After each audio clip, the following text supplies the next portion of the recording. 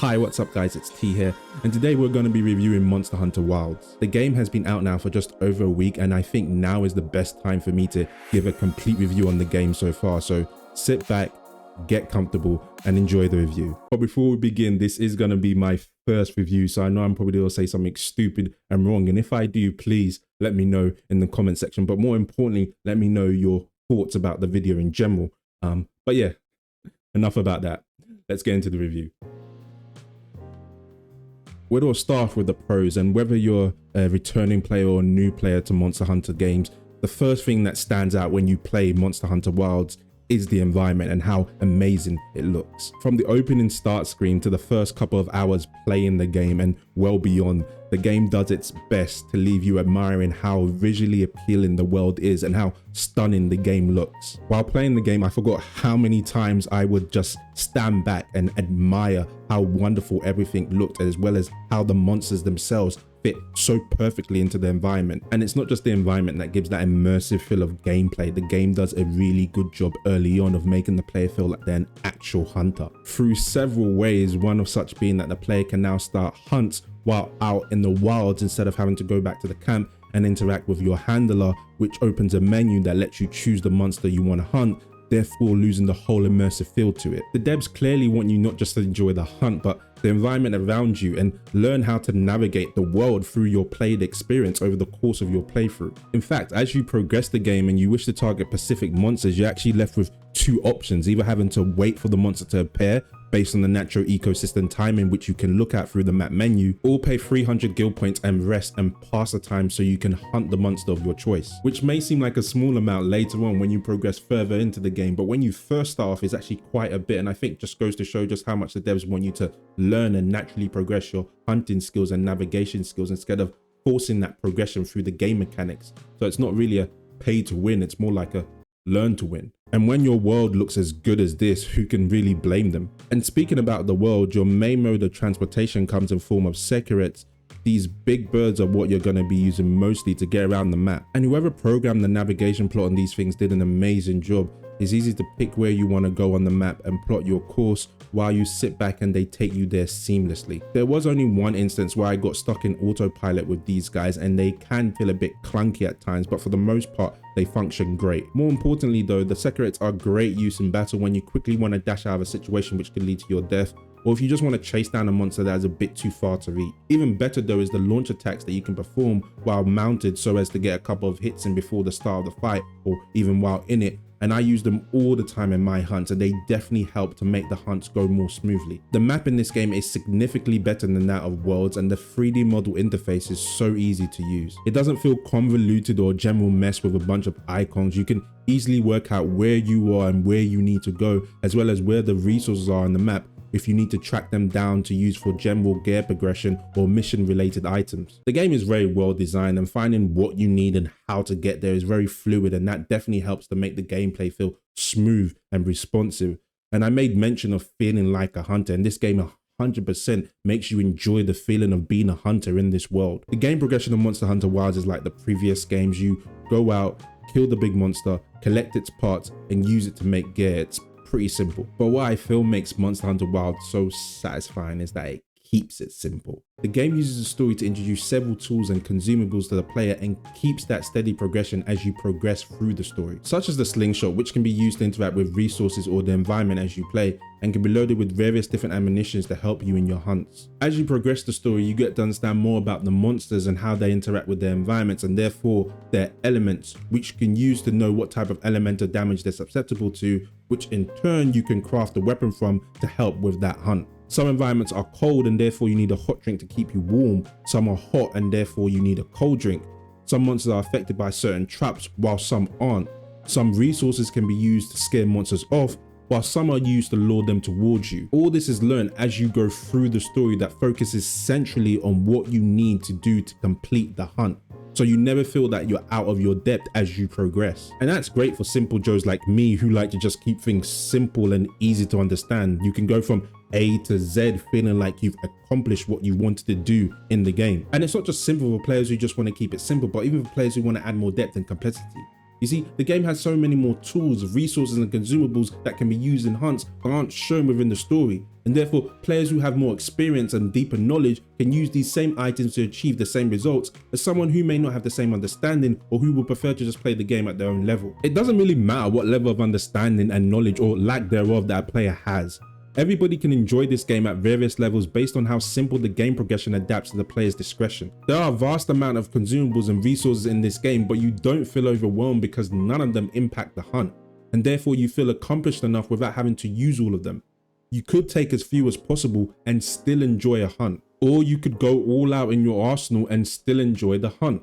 Your lane, your game. One thing that makes the adaptation really enjoyable is how well the combat is designed. Each fight I was in felt truly cinematic no matter what monster I was facing, whether it was a Chupacabra in a sandy cave or Ufduna in a rainforest. Each encounter was unique and special, and I never found myself being bored or let down while facing any of the monsters. The fights never felt dragged on, mostly because they were all sub 15 minutes, but more importantly, it was because there was more to the fight than the monsters themselves. Using a slingshot to help pull down a structure that could be used to deal extra damage to the monster you were facing, or watching that same monster face off against another monster in their environment with return of territory rewards from Monster Hunter World. The game helps you fully enjoy the hunts because you're constantly using the environment around you to pursue as well as contain your target. Each monster has their own weaknesses and strengths, and preparing for the battle ahead never felt like a chore because you knew that there were several ways to approach the same fight. You could use any one way or multiple approaches depending on how you plan for it. You can go solo if you wanted to face these hunts by yourself, or you can decide to request help via the SOS Flare feature, which can be used to go into multiplayer sessions where you can invite other players to the same session, or you can have a team filled with only NPCs to help you, which I used heavily, by the way, for two reasons. Firstly, because I'm more of a solo type player. I don't normally play multiplayer games with friends, and I tend to solo these games. But with Wilds, I did enjoy the fact that I could have buddies there that I could use to help keep aggro from me so I could just concentrate on the fight. And secondly, because of just how well the request help system was designed. The NPCs that join the team don't faint, so they don't count towards your score at the end of the fight, and mainly because they were just really good at keeping the enemy's focus. This frees you up to deal as much damage as possible while not having to be the primary target all the time. You can choose who responds to your SOS calls, whether it's an NPC or players or a mixture of both. One cool new feature that was added to the game was dual weapon loadouts, which seems like a great addition to help prepare for hunts in multiple ways. Whether you take a long range weapon with you if you feel like it would be better suited for the fight, or some other weapon that will probably have a different element if you're facing two monsters of different resistances in the same mission. Whatever way you want to use it, the ability to swap weapons mid-fight is definitely a welcome addition.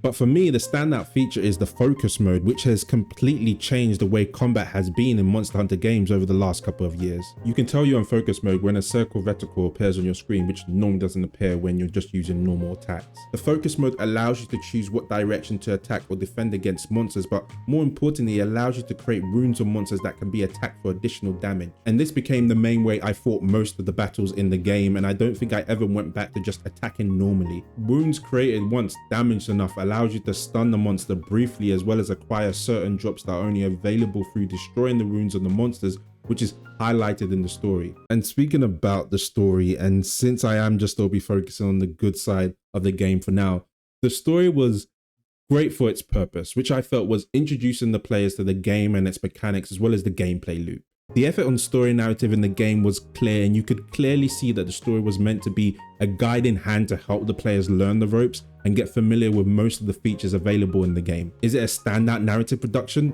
No, but most people who buy Monster Hunter games don't buy it for the narrative. They buy it for the monsters and the gear, which is understandable. Wilds is targeted to new players, but fundamentally is designed for older players to enjoy, and therefore the story met that purpose. Did it push the entry level feel a bit too much?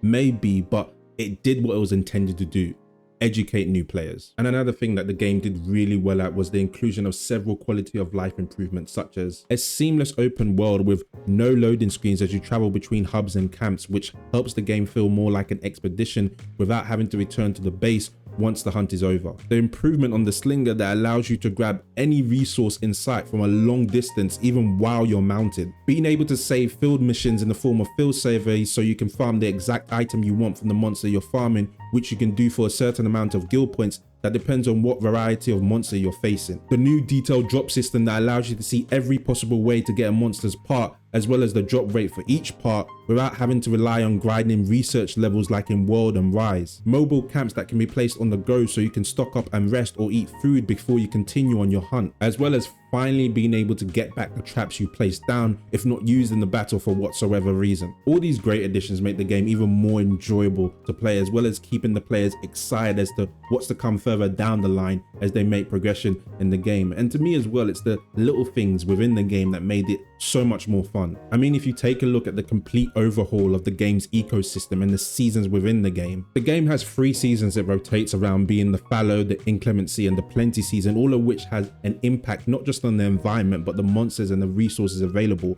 which makes you feel like you're really in an active world where your actions can affect which course the game takes. Buffs and debuff both have a 20-second timer that tells you when they will end, which is extremely helpful. And being able to sharpen your weapon while you're riding your mount, all of these little things are just great to have in the game. There's even fishing in the game that grants special buffs to all the fishes that you catch and eat, which, to be honest, I didn't really try much, but yeah, it looked kind of fun. Last but not least, what I thought was good about the game was its depth and variety of playstyle. And I'm not just talking about the different weapons, which is great to have. We all know that Monster Hunter games gives you a lot of weapons to play and test with. But Wilds truly allows you to create so many different ways to tackle the same problem. Learning to understand my weapon and when to use certain combos or not, which decorations to use to get the best out of my weapon, which would be intertwined with the skills to my armor set.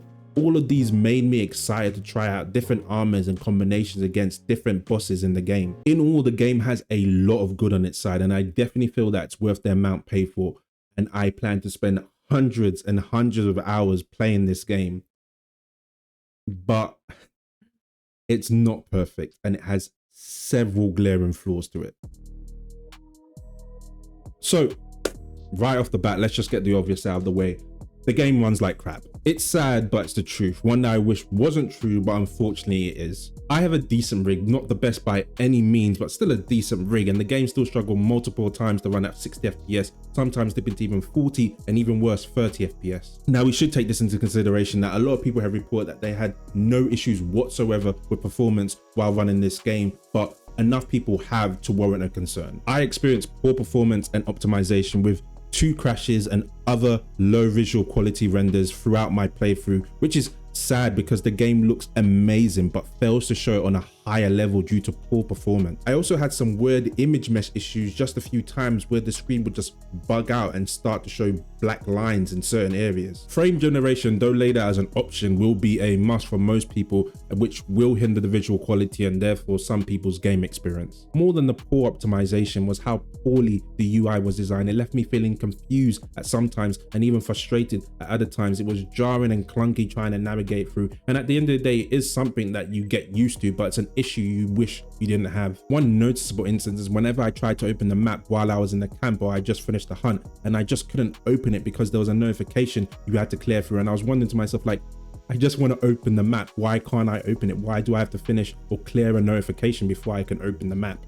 I was informed that the multiplayer layout was absolutely terrible, and even trying to play with your friends became a chore, and it was really annoying to do. But I couldn't relate because I was busy playing with my NPC buddies. I wasn't really playing with anybody, so I couldn't really confirm that if it was true or not. Now for the story, and I know I put it on the good side, but that still doesn't negate the fact that it was really poorly handled. The dialogue was dry and sometimes fell flat, and you can see what they were trying to do, but it just didn't pay off. It wasn't engaging enough to keep players' attention, and probably had players wondering why they just weren't fighting monsters at that time. I felt really sorry because the game could have been even a little bit better if everybody just stuck to their roles, but there was just one character in particular that I'm not gonna mention it. When you probably play the game, you'll probably know who I'm talking about, but ooh, they were really annoying.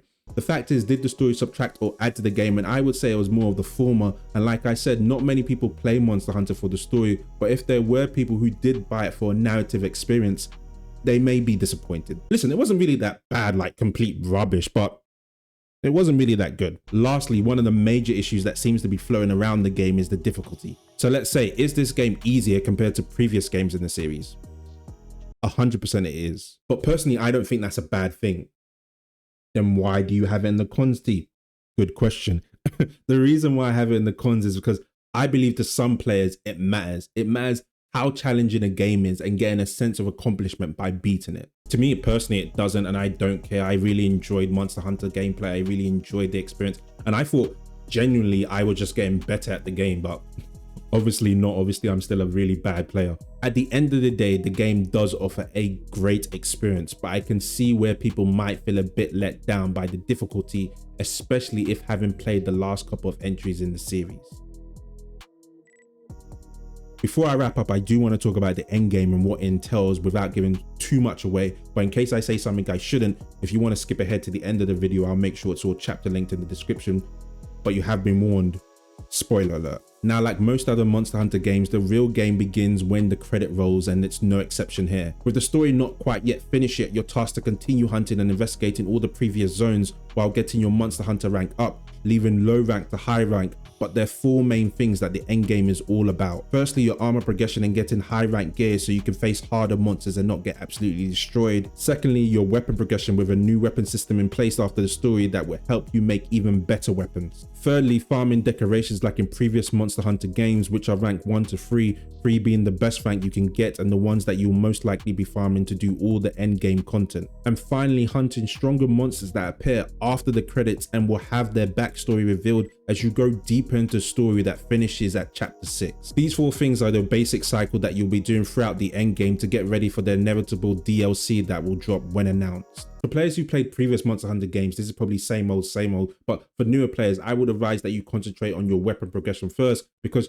you probably noticed throughout the game that it was leaning towards the easier side, so you weren't getting down too much, but there is a sneak gap in the end game that can creep up on you if you haven't upgraded your weapons. More importantly to me though are the cool designs of some of the armor and gear in the game, which if you're like me, a completionist, are going to be spending hours farming for all the material needed, which can be used as transmogs by the way if they're high rank armor. Monster Hunter Wilds is a great game with great gameplay that expands on previous titles by appealing to a wider audience while remaining true to its core base. It's definitely up there for Game of the Year, and we're just in March, but I'll give it a solid 9, which could have been a 9.5 or even a 10 if not for its poor performance and the optimization that marred it. And that's it. That's my first review of a game done, and I hope you guys liked it. If you did, leave me a like and let me know your thoughts in the comment section. And until next time, stay blessed. Peace.